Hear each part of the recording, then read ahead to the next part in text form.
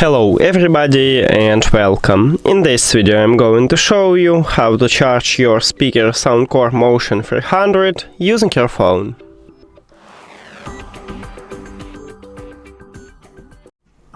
All you need to have for this is just USB-C to USB-C cable.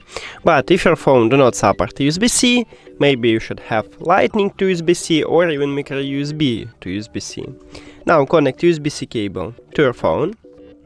And then, at the right side of the speaker, right here we have a plug, you need to open it, and here's USB-C port. So connect the second USB-C cable right at this port, and at the top, at the power button, we see this LED light, meaning that your speaker is charging. And that's it!